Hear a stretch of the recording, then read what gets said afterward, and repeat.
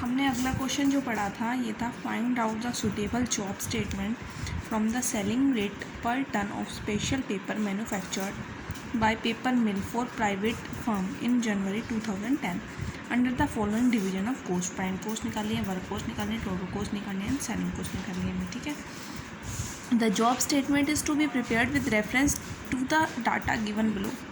अब हमें इसने बोल रखा है डायरेक्ट मटेरियल दे रखा है, डायरेक्ट लेबर दे रखा है, डायरेक्ट एक्सपेंसेस दे रखा है। अगर हम डायरेक्ट मटेरियल, डायरेक्ट लेबर और डायरेक्ट एक्सपेंसेस को जोड़ देते हैं तो हमारी प्राइम कॉस्ट आ जाती है, तो प्राइम कॉस्ट हमारी निकल जाएगी, ठीक है। उसके बाद हमें वर्क ओवरहेड दे रखा है। अब जब हम प्राइम कॉस्ट में वर्क ओवरहेड जोड़ देते हैं तो हमारी वर्क कॉस्ट आ जाती है, ठीक है, तो हमारी वर्क कॉस्ट भी निकल जाएगी, ठीक है। उसके बाद हमें दे रखा है एडमिनिस्ट्रेटिव ओवरहेड, यानी ऑफिस के ओवरहेड है ये सारे सेलिंग एंड डिस्ट्रीब्यूशन, ठीक है। तो जब हम वर्क कॉस्ट में ऑफिस के ओवरहेड जोड़ देते हैं तो ये तो हमारी क्या देती है टोटल कॉस्ट, तो हमारी टोटल कॉस्ट भी निकल आएगी, ठीक है। उसके बाद हाँ हमें क्या दे रखा है,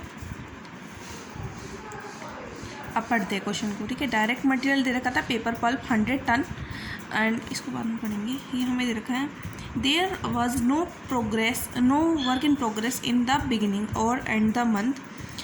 the scrap value of the special equipment is nil after use. Work was done only 20 days in the month, कि मंथ में 20 days ही हुआ। Selling price is to be work the nearest rupees.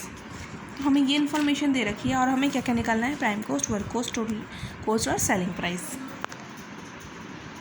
इसके लिए हम क्या बनाएंगे, job statement for special paper, जो कि हमें बोल रखा है the job statement is prepared with reference to the data given below.